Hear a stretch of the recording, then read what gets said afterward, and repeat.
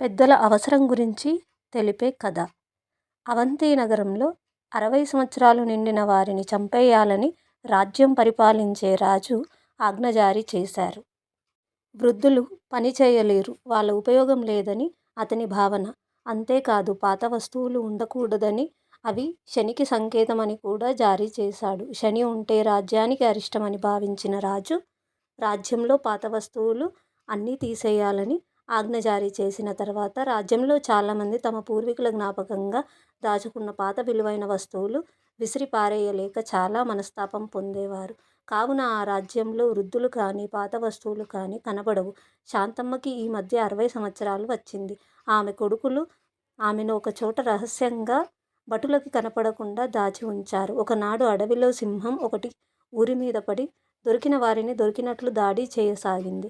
ప్రజలు భయభ్రాంతులైన సింహం గర్జిస్తూ ఊరంతా అడవిలో తిరిగినట్లు తిరుగుతుంది. ప్రజలకు ఏమీ చేయాలో తోచలేదు. దాన్ని అడ్డుకోవడానికి వెళ్ళిన భటులు అది చూసి భయపడి పారిపోయి వచ్చారు. శాంతమ్మకి విషయం తెలిసింది. కొడుకుల్ని పిలిపించుకొని సింహం పీడ విరగడ కావడానికి తను ఒక పన్నాగం చేసింది. సున్నం నీళ్లలో ముంచిన మేకపిల్లను ఆహారంగా వెయ్యమని చెప్పింది. కొడుకులు ఆ పని చేశారు. ఆకలితో ఉన్న సింహం అమాంతం మేకపిల్లను తినేసింది.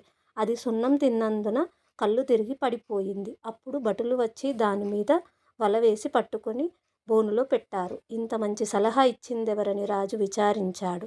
శాంతమ్మ రహస్యంగా దాగిన విషయం తెలిసి రాజు ఆమెను పిలిపించుకొని ఆమె తెలివికి మెచ్చి పెద్దలను వృద్ధులను చంపకూడదని, వాళ్ళ సలహాలు సూచనలు అనుభవాలు విలువైనవని, వృద్ధులు అవసరం ఎంతో ఉందని వృద్ధులను చంపే శాసనం రద్దు చేయించాడు. అంతేకాదు, పూర్వీకుల జ్ఞాపకార్థంగా దాచుకున్న వస్తువులు ఏదో ఒక సమయంలో ఉపయోగపడతాయని దాచుకోమని రాజు ఆజ్ఞ జారీ చేశారు. బామ్మగారికి మనము ఒక లైక్ ఇద్దాం.